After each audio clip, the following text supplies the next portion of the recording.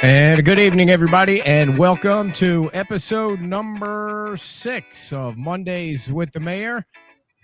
And joining us right now, once again, is the Mayor of Cape Coral, the city of Cape Coral, John Gunter. Mayor, how are you today? Pretty good. How are you? Doing great. Did you get a chance to watch the hockey game yesterday? No, I did not. Not a big hockey fan? I used to be. Actually, I used to go to a lot of hockey games up north, but I was taking care of the honeydew list yesterday. Yeah, it was a little unusual, too, because the game started at 8 o'clock in the morning, and, we do our Sunday Mayor's show on Fort Myers Beach. And the restaurant, the show starts at 10 o'clock, but there was no way we could start the show. Everybody in the place was watching the game, so we delayed the show for an hour. And, of course, it didn't end on time. It had to go into overtime, but it was nice to see the Americans win. You know, one of the things that's it's hard to hear when they say 1980 was 46 years ago. It feels like it doesn't feel like the last American hockey win was 46 years ago, but it's crazy how time flies. Yeah, I don't know about you. When I look in the mirror, I think, where'd that guy come from? Yeah, that's what my wife says. Where the hell did that guy come from? So the first question I wanted to start off with was going kind of back to last week's council meeting. You brought up a couple of things that I thought were worth on kind of bringing back up again. You mentioned I think it was a new restaurant that you went to and spoke at. It was a grand opening. Can you kind of fill everybody in on what that was about? I think you're talking about Optimal Wellness. Yeah. Sorry. Yeah, it's a new business downtown, right on Southeast 47th Terrace. Okay. Right across the street from Oakenstone. And they went in, completely remodeled the outside of the building, the inside of the building. They provide a variety of wellness type care at that particular facility. But it was nice to see someone going in and revitalizing an old building, making it look new, and making 47th Terrace look a lot better. It's always great to see the grand openings or the re-grand openings or the ribbon cuttings. So I'm guessing those are pretty fun events to be at for you.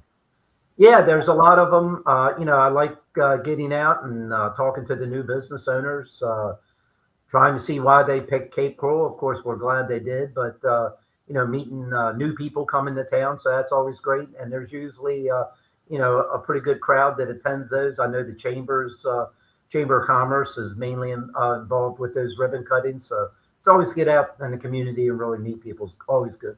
And another great event that the city hosted or the city was part of was the pickleball tournament. And I know you and several other council members were there to see that. It kind of explain or describe what that was like. Yeah, I mean, that was great. I was spent a good majority of that Sunday there. Had the honor and opportunity to hand out the trophies, but more importantly, just to talk to everybody. Walked around the facility. There were people from all over the country that was visiting. It's a big deal for them to go to those type of events. So I was glad to see the Professional Pickleball Association pick Cape Coral as their venue. You get out there and play pickleball very much? I haven't, but I'll be honest with you, I learned a lot that day. That's something, I want to get out there and try. Back when I was younger, I used to play tennis all the time. So I think I, may be pretty good at it. Just finding the time in order to go out and do it. I got a friend of mine that plays just about every morning at 7 a.m. He's trying to get me out there. I need to find the time. But, it was great to see a national event here in Cape Coral and actually talking to the executives of the Professional Pickleball Association. They actually want to build a facility and add on to our Lake Kennedy facility there at the courts. And that would be one facility out of 5 nationwide. So they picked Cape Coral to be one of those facilities. So looking forward to those discussions and, making that come to fruition. So the pickleball park there, the whole the parks that you guys created there, it hasn't been open very long, right? What can you give us the brief history of how that came about? It just seems like it was a home run for the city. Yeah, I mean, early on, it was only supposed to be basically half of what it is today, but there was a lot of support in the community and actually in the region to really expand upon that. So we decided to do phase 1 and phase 2 of that particular park. So you have 32 pickleball courts and you have 16 tennis courts. But the pickleball, is the up and coming sport. And, so it was nice to have that national recognition for them to come into town. So I'm looking forward to actually expanding upon that and doing more. But it was definitely, we were at first only trying to get, if I recall correctly, like 700 people to join as members. And I think in the first 2 months we had like 2,000. So it well exceeded our expectation. So it's a great park to go and play. Everyone can enjoy that sport from the younger generation to the older generation and everyone in between. So, that is something that not only here in Cape Coral, they talk about that facility, but here in the Southwest region, that's a facility that's definitely been recognized. Do you get people that come from outside the city to become members of the court? Oh, yeah. Yeah, we get people in Lee County come there, that really like that facility. I mean, it's a beautiful facility. Yeah. All right. So on to some other business. Something that came up at your last meeting was the city manager tried to kind of explain to people some of the AI tools that the city is beginning to incorporate. Can you kind of touch on that? What's going on with that, and how more and more we're seeing AI as part of the governments? All the local governments are using it some way. Yeah, I mean, if you look at our strategic plan, one of our priorities is innovative thinking. And this is just an example of that. AI is definitely, kind of overrun our society, and it can be used for positive things here. I think that could improve our efficiencies here in the Cape. Just some examples. The red light cameras that we recently implemented. We use some AI technology and some license plate reading with those particular program that we had there.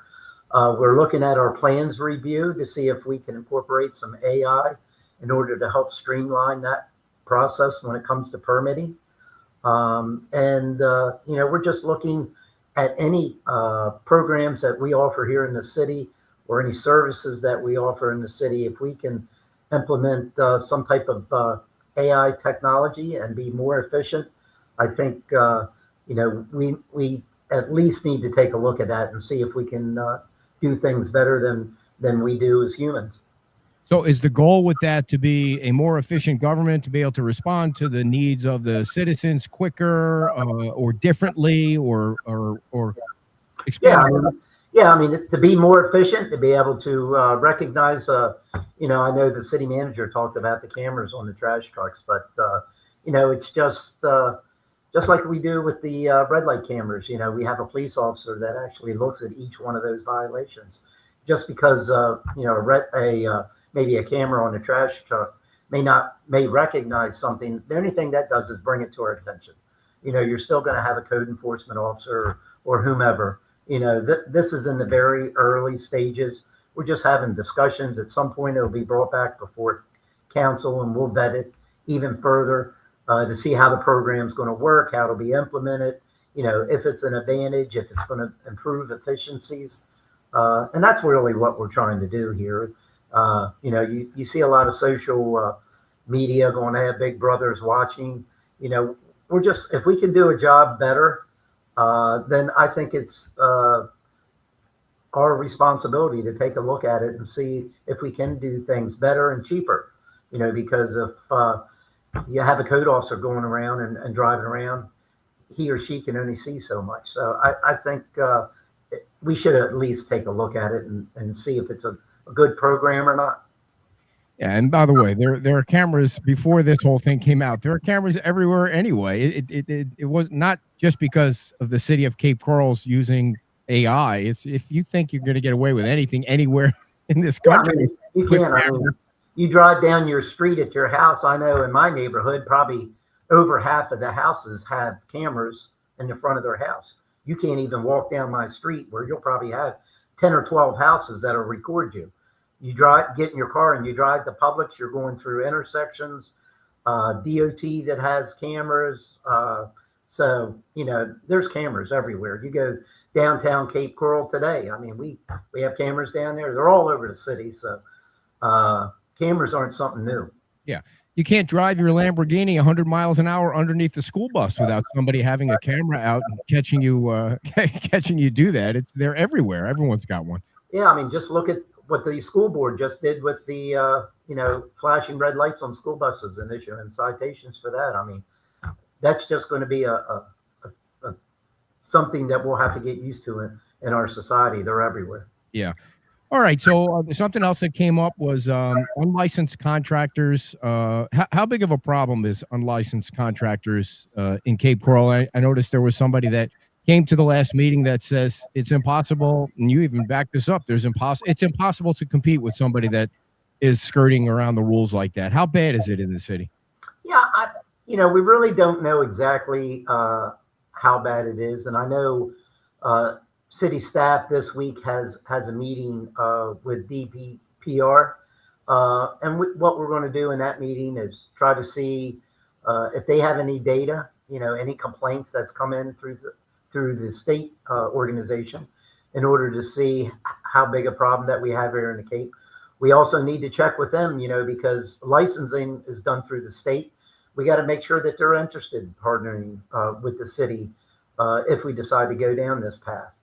And because, there are state regulations that need to be followed. You have criminal and you have civil penalties. What path do we want to go down? So right now, we had a few people come to the meeting expressing concern. It's always been a problem. I've been in this industry for 38 years, and it's been an issue for 38 years that I've been here. So, you have some people that aren't completely above board. They don't have all the insurances. They don't have the licensing. Those type of individuals, it's tough to compete against them. But this isn't really about a licensed contractor and an unlicensed contractor competing with one another. This is more so to maybe protect. We want to protect the homeowners out there. And if one of my guys happens to go and fall down and get hurt on a job site, I know I got insurance that's going to cover that. You, a homeowner, hire an unlicensed person and you don't have that insurance, then that employee that's working for that unlicensed contractor can sue you as the homeowner. So, we're here to protect the homeowners and the residents here in the community. That's what it's about. Is it up to the homeowner to know whether or not that contractor is licensed and insured? Could they be part of the finding mechanism, or is it really all on the contractor? Well, it's the contractor's responsibility, or the individual that they hired, to make sure that they have the proper licensing and insurance. Now, I would say that the homeowner's got to do their due diligence. I mean, it's very simple. You can go right online to their website and just you can search it by company name, you can search it by an individual, and it'll pop right up if they have a license or doing business as. So it's pretty easy to find in today's technology right online. And I would recommend that any homeowner that's hiring a contractor to make sure they do that. And you propose some kind of an idea to try and address the problem. Where can you explain what it is and where you are on that today? Yeah, we're still working with the state agency to determine if they want to partner with us. But it all comes down to funding. And unfortunately, when you get a state license, all the funding goes directly to the state. The city doesn't see any of that. One of the recommendations that I made, if we decide to go down this path, is, we issue about 40,000 permits a year. If we increase the cost of a permit by $5, that's about $200,000 that we generate. We could use those monies, to hire the code enforcement officer to really go out and, do the enforcement, make sure we have licensed contractors.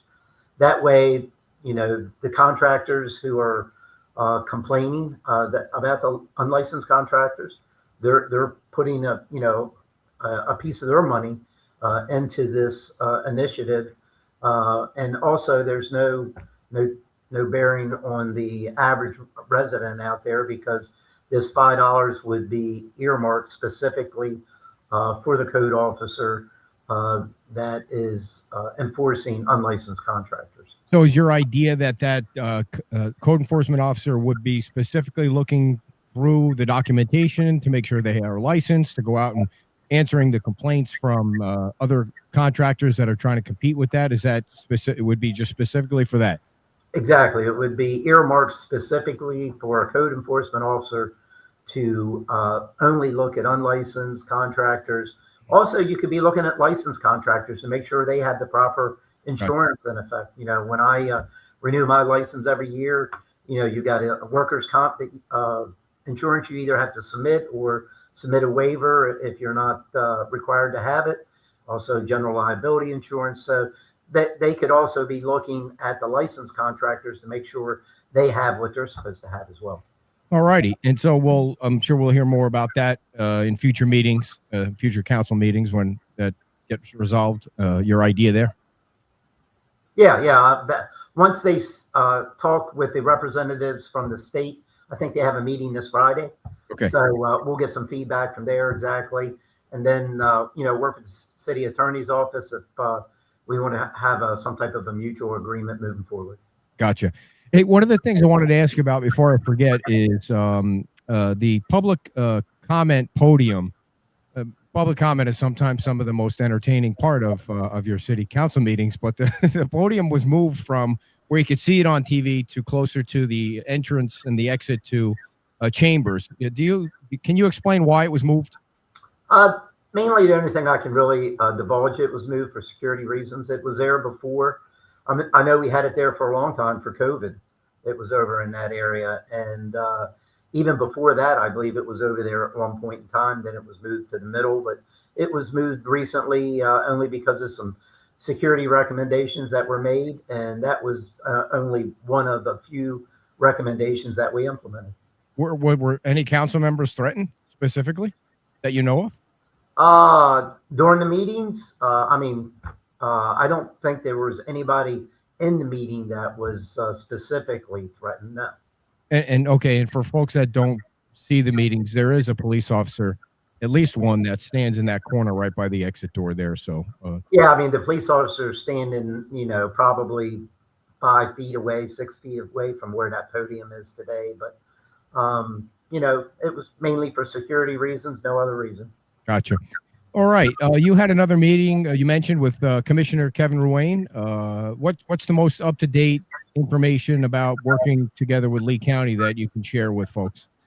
Yeah, we were talking, the meeting that I basically had with him, we were talking about possible 2020 conservation funds being utilized maybe to purchase the Zimmel property. Of course, that would be up to the property owners, but just talking with him about the process of how that could happen. I've talked to a variety of people since the information was released that the developer or the property owner withdrew their application.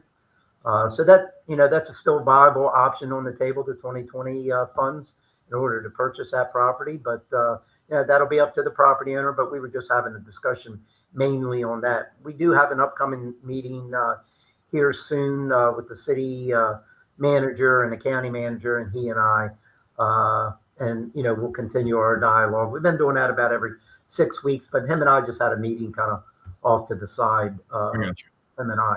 Okay, and for those folks that don't know, the property that you're referencing is the Redfish Point proposal that was pulled. That's correct. Okay. All right. So JC Park, let's kind of get an update on JC Park. We had somebody also emailing some questions about JC Park. So you posted some pictures of the park. You got a tour out there of the park. Can you tell us a little bit about how the park is coming along? There's some people that complain online about shade. Can you kind of update everybody again on all the different number of trees that are going in that maybe they haven't seen yet? Yeah, there's when I was down there last week, there's in the middle section of the park, there was still a huge amount of trees and uh, other types of landscaping that still needs to be installed. They were working on the utility, the irrigation lines when I was there last week, trying to get that all in. And as soon as they get that in, they'll do the rest of the trees and the other shrubs and landscaping down there, and then put the sod in. I saw a few people on social media saying, "Well, we don't see any grass." They've only maybe put a third of the grass in down there. The other 2/3 they haven't even put in yet. That'll probably be almost one of the last things that they'll do. So they're still, moving forward. I think the contractor has until April 23rd for substantial completion. So he said he was on schedule, and the park's looking great. The Bistro building, they were getting ready to do. They were doing the prep work for the stucco on the exterior. So I would guess they'd probably be doing the stucco on the exterior this week on that. So they're moving forward. They still had the roof structure to put over the Bistro, and they have another type of a roof structure they're going to be putting over the amphitheater. They still have that to put in yet. So they're getting close. It's looking good down there. I know all the asphalt's been done. The second layer of asphalt. The parking lots have been marked. The new sign has been put in, the JC sign that looked great. Yeah. So it's looking great down there. Do we know who's going to run the restaurant yet, or is that still not out in the public domain? Yeah, we do have a RFP that came back in. We're going to have a discussion Wednesday's meeting on that Wednesday's Cal meeting. So we'll all hear about the same time. I haven't seen the information yet myself, so we'll see how many bids we got. We'll take a look at exactly what they submitted, and we'll have a discussion with amongst council and decide what direction we want to move in. Do you think? Did you say there's only one proposal that you received? I said we'll see how many. Okay, gotcha. How many proposals? What happens if the council decides that none of them are up to snuff? What do you do then? We could put out a more defined RFP if we decide as a council that. Give you an example. You hear a lot of people talking about alcohol or no alcohol, and I have no clue what's been submitted. But just for argument's sake, say all of the bids today that we're going to hear about talk about alcohol being served. And then the council collectively says, no, we don't want alcohol to be served there. We can put out another RFP if we have to, and specifically state no alcohol. So just because one or two or three people submitted, if we don't like those, we can reject them and put it out again if need be. Yeah, and the park will still open. If the contractor's done, the park will still open, even if the building's not open. Yeah, exactly. And one of the things we wanted to do is make sure the exterior of that Bistro building was completed. And the interior modifications will not be. But that's not going to keep the park from opening at all. So that's why we did it that way. That's why I think council moved to, hey, let's finish the exterior of the building. Let's get that area done and taken care of. It looks like it's finished, even if the doors aren't open. And then when we get the RFP worked out, whomever that may be and whoever's running it, we can do that at a later time. So that won't hold the park up whatsoever. And the reason the inside is not going to be done is because that'll be the responsibility of whoever may get the contract. Exactly. It's their financial burden. It's their area to finish however they may want to finish it. The exterior will be finished, and they'll be pretty much compelled to keep it that way. But the interior, they'll have an open book to modify it however they see fit. All right. So at the last meeting also, there was an interesting conversation about the rowing club at one of your parks too. And the city council wound up requiring them to build a concrete wall around the area that they keep their equipment. What's your, can you just kind of get everyone up to speed on why you required them to come up with a concrete wall? Yeah, I think that, one of the things, this discussion has been going on for many years, Okay.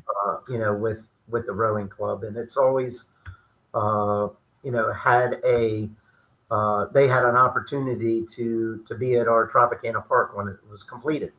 They used to be down at Cape Harbor. There was a field down there that they used to rent from Cape Harbor, and then when that developer came along and started doing some work down there, they moved up where Seven Islands is now, and then from there, the end result was supposed to be Tropicana Park. One of the things all along during the discussions was to make sure that, we're spending $5.5 million at Tropicana Park. We want it to look good. We want it to look nice.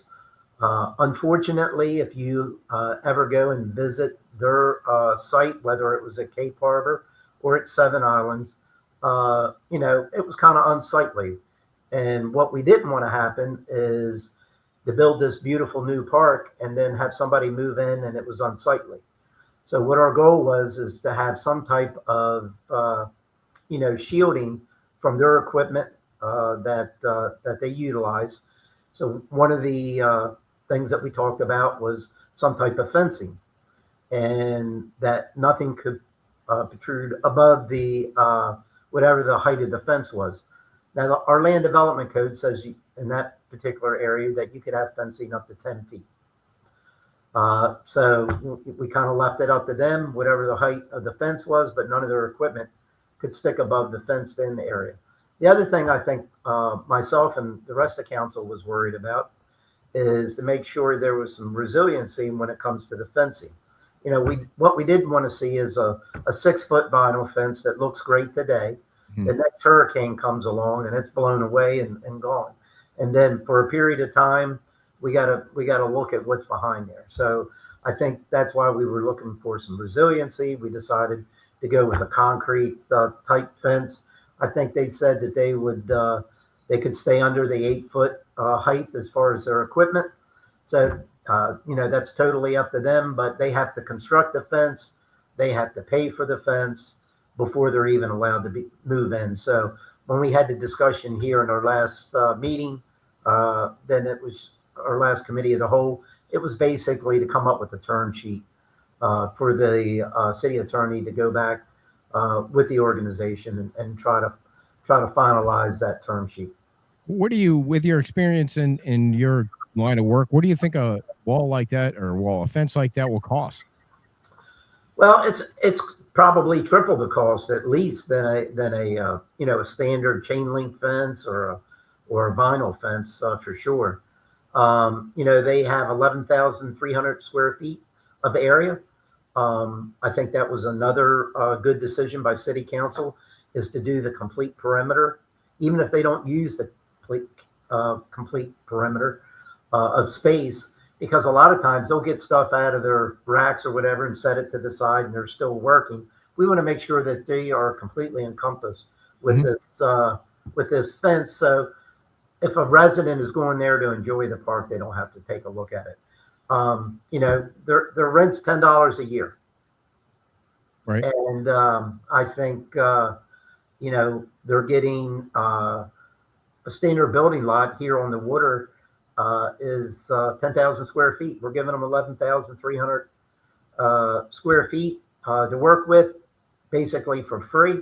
Mm-hmm. It's a free place to run their business out of, even though it's a nonprofit. And so if they want to invest, we're willing to give them a long-term licensing agreement. But they're going to have to invest in a fence. So the average person average resident doesn't have to, to look at that unsightly equipment and everything that comes along with their organization.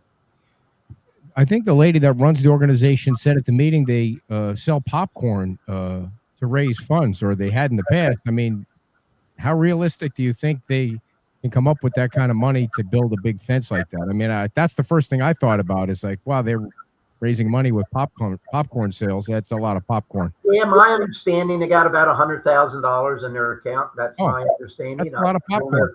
I don't know if that's true or not, but to me, it doesn't matter if they got 20,000 or 100,000. they have to be a good neighbor if they want to go there. It's our park. It's actually the residents, the community's park, the neighborhood up there. So, we want to make sure that it looks good. And if they can afford it, great. They got a place to call home. If they can't, maybe that's not the venue for them. Yeah, that's some pretty damn expensive popcorn to raise all that money. But wow.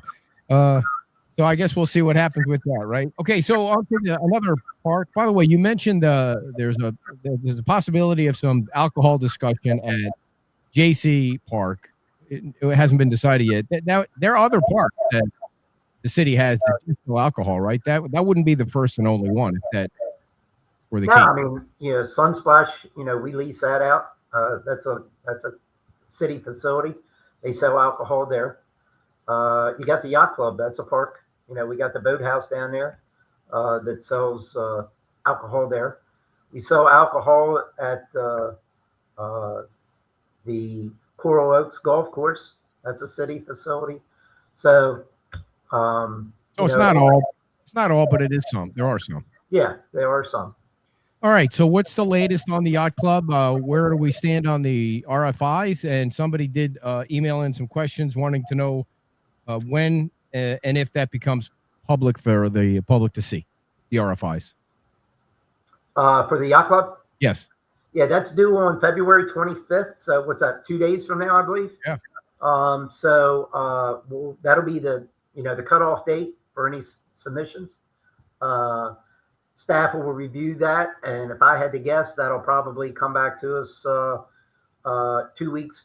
Our next committee of the whole, we'll probably hear more information on how many was submitted and exactly the details for anyone who submitted a proposal. So we'll probably hear about it. I'm guessing in a couple of weeks. Since it's a RFI, it's not as a lengthy process. An RFP doesn't have to go, before a board like the RFPs do to make a recommendation to the city manager. So I think we'll see that one pretty quick. As far as the yacht club, the RFPs for the food trucks, that's due tomorrow.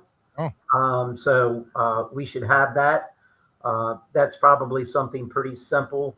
So I think we'll see that pretty quickly too, so we can get that finalized and get some food trucks down there sooner rather than later. So does the council have to approve the food trucks? I know you can't make any votes, can't take any votes at a CAL meeting, or can the staff just decide? Yeah, that'll come back to council for approval.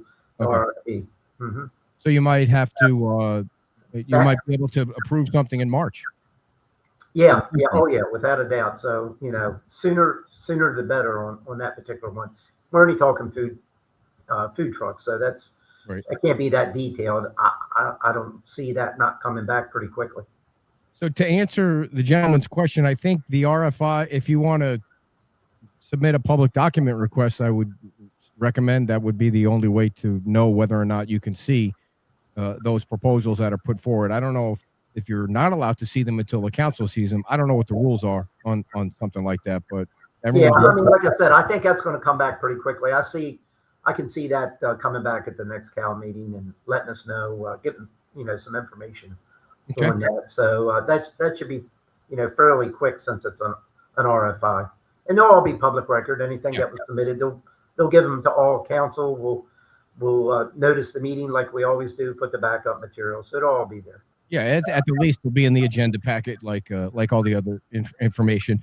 So his next question was, is there a schedule for the current marina work that recently started? Do you know anything more about the marina? Yeah, there's so many days they have, if you recall correctly, and I can't remember the exact amount of days. That's kind of why I gave you the date of April 23rd for substantial completion at the JC Park. Same thing with any other project that we do here in the city. Same thing with the marina down at the yacht club.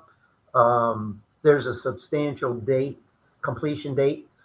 So many days after we give the full notice of commencement. Remember in our last show, I told you that the contractor first received a limited scope to move forward with the commencement. Now he's got the full commencement. So there's so many days. I don't know how many days it is. I can get that information for you. But it'll be a certain amount of days for all that work. That's a pretty substantial project. They have to remove all of the dockage and then start removing the seawalls, replacing the seawalls. So that's going to be, probably, if I had to guess, close to a year just to do that amount of work. But there is a specific date that's already been set since we've already given him the notice of commencement. Is there anything new from the Army Corps of Engineers? Have they delivered any good news? Not on the pier, if that's what you're asking about. Yeah. I had somebody ask me about that today. And, we've done everything. We've written Congressman Donalds, Senator Rick Scott. I know I've written both of them. We've got our lobbyists that have reached out to our federal lobbyists to those agencies. We've jumped up and down. We've done everything. We're just kind of at their mercy.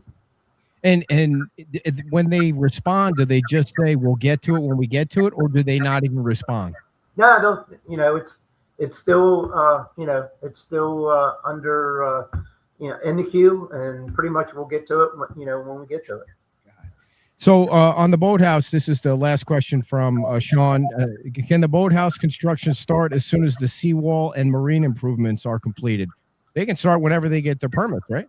Exactly. They could start tomorrow if they had their permits. So that's not going to hold up anything. We are going to do the seawalls down near the boathouse first, because we're thinking we'll probably get started on the seawalls before they do. And we're trying to get that out of the way so it doesn't interfere with their construction. It's just easier to do it when they're not there. But the boathouse, as soon as they get their permits, they can start construction. In your crystal ball, when do you think the boathouse will be open for business? Well, the last time that I had talked to Mr. Kearns, he was hoping that get the permits here in the next 90 days, and he wants to be open in a year. So about a year of construction. Yeah, it probably everything with the permitting and getting it open. I know he wants it open probably quicker than the residents do, because it's a financial impact for him. So any other park updates that you want to go around the horn, if anything's new with any of your other parks? No, I think they're all, coming along pretty good. You got Festival Park. It's supposed to be open in the summer. Tropicana Park, it's coming along great. It's supposed to be open here in June, I believe it is. So, they're all moving ahead on schedule and should be open. JC Park will be open end of April. And I know staff has already, started beginning exactly what type of ribbon cutting we're going to do at JC Park. And I think they're talking about trying to do an all-day type event where, the community can come down and, like you were talking, selling, hot dogs and maybe having a couple food trucks down there and making a big deal, for that first day open. Yeah, and I did notice this, that your communications department has been putting out a lot of press releases about new playground equipment in all the different parks, which is pretty cool for the city. Yeah, I just did one up at Storms Field, and we're doing another one next week. Joe Stonis, I believe it is. Yep. So, we're redoing the, all the equipment there, putting, some really nice equipment in, putting some shade structures in at Storms Field. They got a nice large shade structure over all of the equipment, some AstroTurf down. And, when I was there speaking for the ribbon cutting, I said, our return on investment is right here. And I turned around and there were families and kids playing on the equipment already. And that was our return on investment right there. Just seeing the kids playing on the nice new equipment. Anything new on another hospital coming to the Cape? No, our economic development organization is still having discussions, and we're close, but nothing where we can make any announcements yet. Okay. Anything new on the flag fundraising? Yeah, I checked into that today. So far, we've raised $192,086. Wow. So we're up substantially from where we are. And I know we also have a couple more larger donors that have committed that haven't submitted yet. So we're getting closer. So it sounds like it's within reach. Well, I can tell you that we did open up all of the RFPs for that. We were hoping it was going to be in the 300,000 range. It looks like the lowest bid is 420. What? 420. Holy moly. So I haven't looked at it. I don't know if that is, everything, because we did have some work that was donated as far as landscaping and some hardscape around it. So I haven't seen it. I just heard that today. I haven't looked at it, but that's what I had heard, and we'll have to see exactly what that entails. Do you guys anticipate you having to make some kind of decision about this soon at the council level? Well, I know the city manager's goal was, he wanted to have this done and open by July 4th. Yeah. So, I think we got to make that decision by April, end of April, maybe. So we still got a little bit of time, maybe another 60 days, but, hopefully, I was hoping that we were around the 320,000 range. That's what I had heard originally. So I was a little shocked today to hear the 420. No kidding. But we'll have to take a look at that, and because if it's 420, we're not quite halfway there. Yeah, running out of time. All right. So, lastly, I wanted to ask you about. There seems to be on your part a ramped up effort to keep people within the rules of the public comment situation that the city has in place, the rules and regulations. Do you feel like something's kind of going off the rails there with the public comment, that for the last two meetings you wanted to kind of remind people what the rules are? Yeah, the last 2 or 3 meetings, first of all, the rules aren't adopted by me. The rules are adopted by the city council by resolution, and it's called our council rules of procedure. And as the mayor, all I do is I run the meeting by either Robert's rules or by the rules that have been implemented by city council. And it's, the meetings are starting to get out of hand. There's a decorum. I think what a lot of people forget is this is a business meeting. And, you don't see any other board of directors meetings, or you go to the county's, weekly meetings or bi-weekly meetings that they have, they have the same rules that we do. And, it's starting to get out of hand. You got some individuals that come in there that just flat out that they don't want to listen to what the decorum policies are. It's unfortunate. I think council tries to be respectful and professional at all times. We give them an opportunity to provide citizens input, but there are rules that apply in order to do that. That's why I asked the city attorney last week in the meeting, are we following the statutory requirements of exactly what citizens input is? And his response was that we were. And as a municipality, we can establish those rules, even though we have to provide, citizens input at our meetings. We can do it in a fashion that we can govern by rules. And, we're going to continuously do that. And we are going to make sure if it, we basically, what I try to do is just kind of set the guardrails up. Here's the lane that we can work in, and, let's all try to stay within that lane. And some want to abide by it and some don't. So that's why here recently I've tried to take it upon myself that here are the rules. This is the rules that we've established. This is what the standard you're going to be held by. That's what we're going to do moving forward.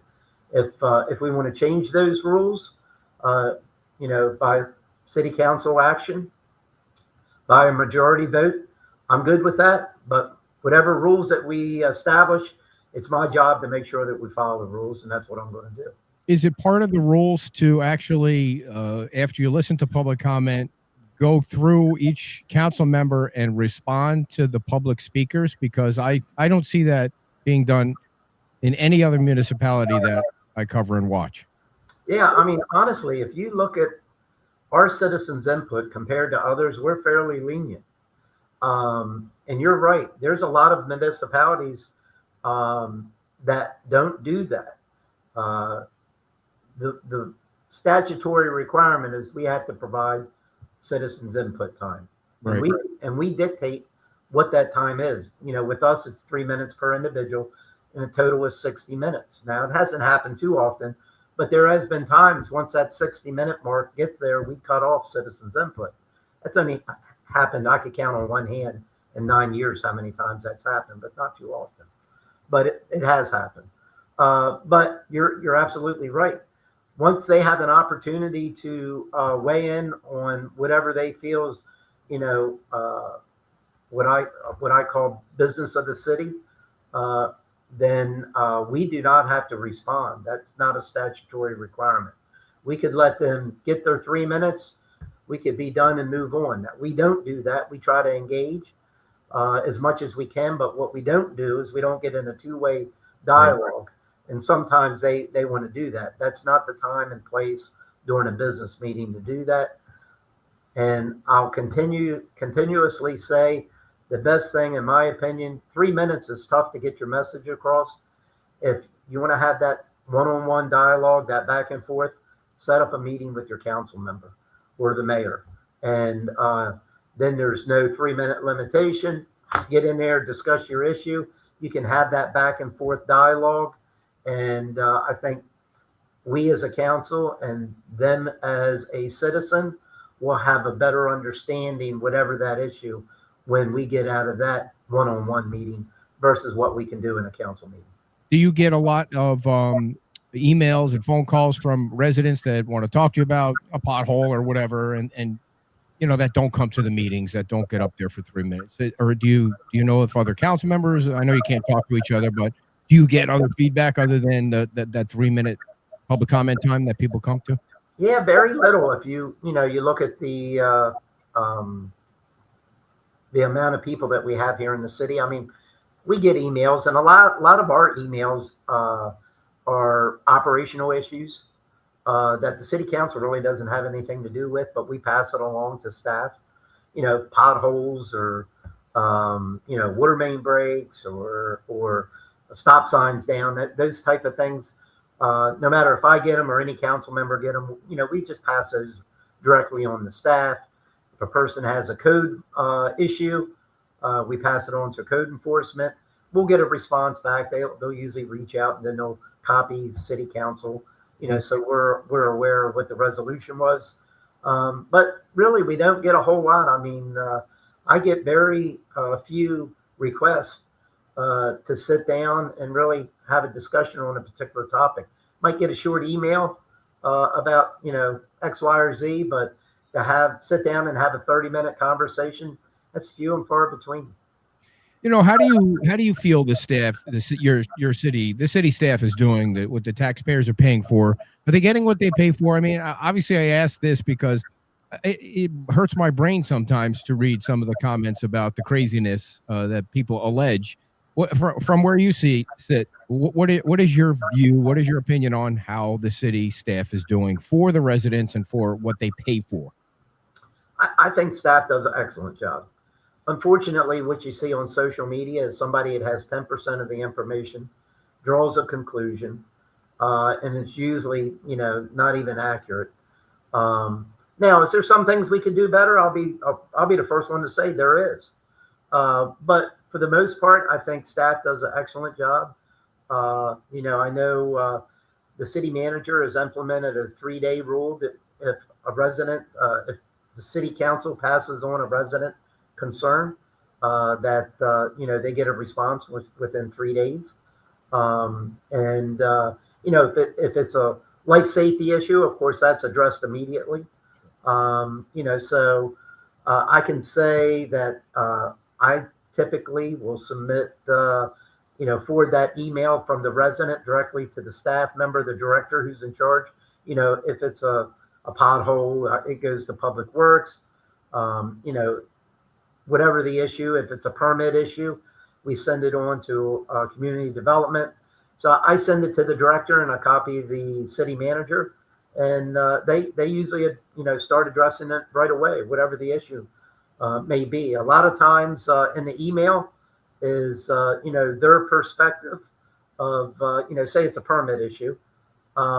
They may say I applied for a permit 3 weeks ago or a month and a half ago, and I haven't heard anything.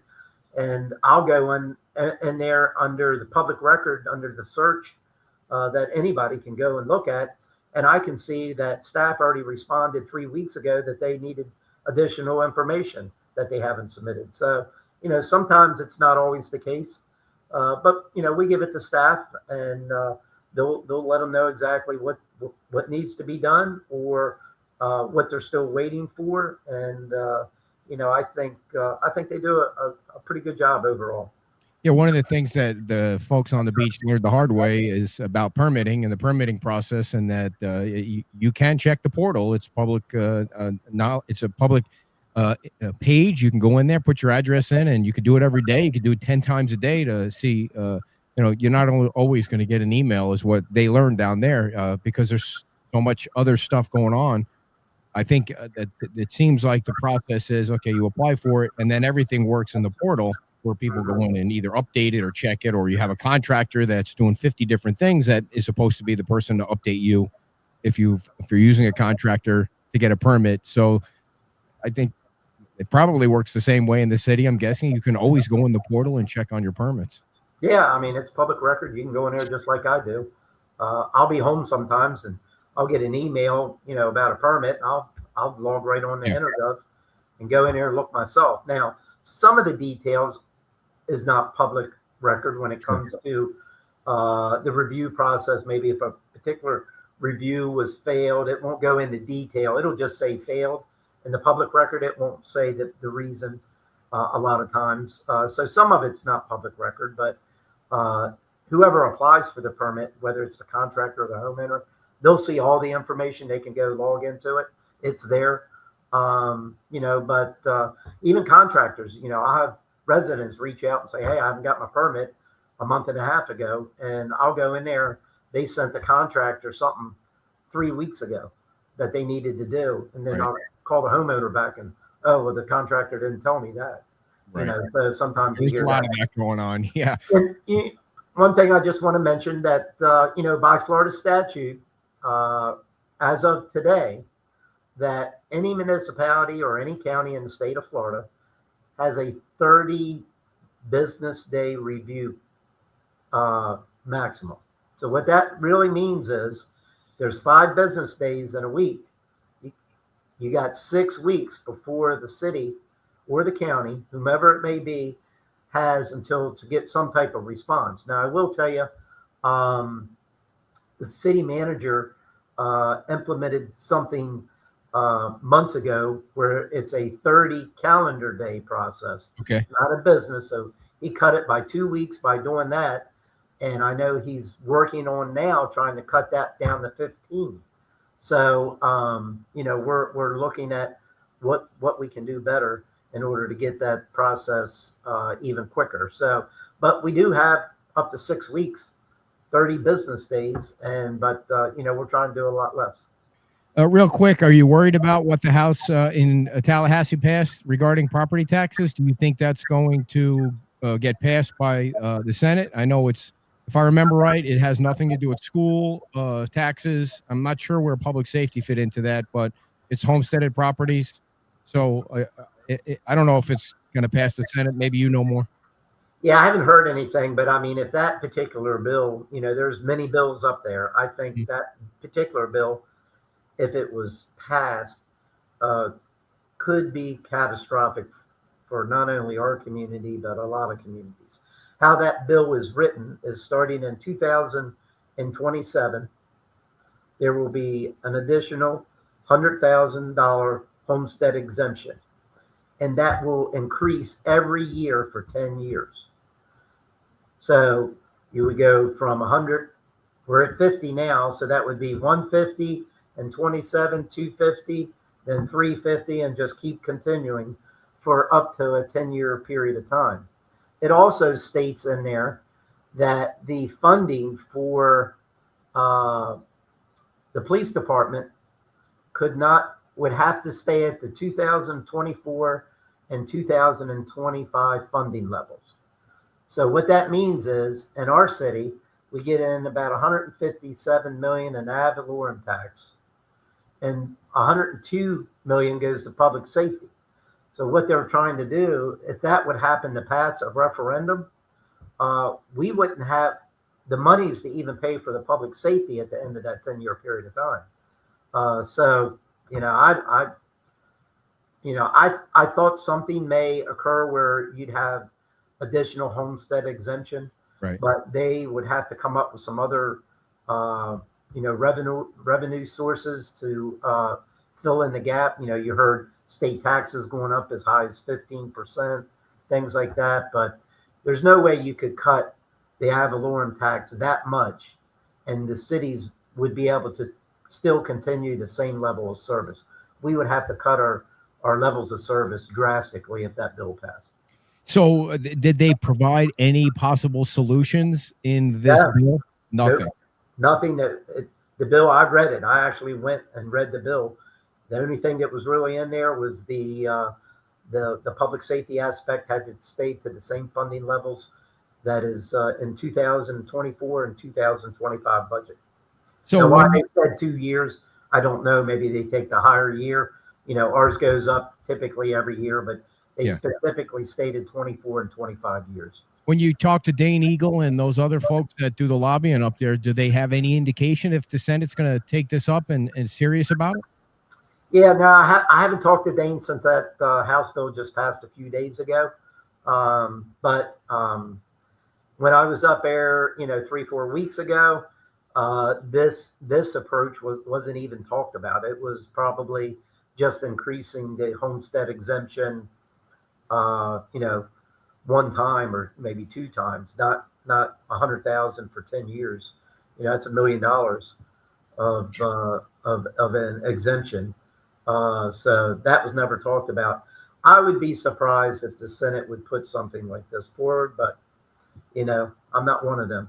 Yeah. And the crazy thing about it is I think that if it made it to a referendum, it would pass like overwhelmingly, because people just see the taxes going away and they don't realize the services are going away as well. Oh, I mean, drastic changes in our city if something like that passed. Crazy. You have no choice. All right. Lastly, you had a campaign kickoff. It was well attended. You raised a chunk of money. And how's the campaign going? Any new news with that? Yeah, I got contacted by 2 particular organizations. One was the Fraternal Order of Police, the local organization here in Cape Coral. They endorsed me. I got that endorsement letter today. There's another union that said they were going to endorse me, but they haven't went through the whole process yet. So I can't announce that, but that should be coming here in the next week. But tomorrow we'll probably put out the announcement that we were endorsed by the Fraternal Order of Police. And how's the campaign coming along? I know it's still kind of early. They got the primary in August. So when did things really kick into campaign gear where it's really, picks up? Yeah, a lot of the candidates are starting their their kickoffs now, trying to raise money. We've done fairly well in donations and contributions, and we'll continue. I think I'll have another event March 24th, I believe it is, for another campaign event. So we're going to just continue down the path. Unfortunately, campaigns cost money, and that's why every candidate does fundraisers in order to offset those expenses. At a mayor's level, you'll spend $100,000 for sure for that race. So it does take a lot of money. So anybody who contributes, I'm always thankful for that. And, if you really want to see some of the accomplishments that we had, I ask you to go to GunterForMayor.com, and we got a good webpage. You can go see, what we I've got accomplished and what the platform is. And there's a donation button on there, I'm guessing, too?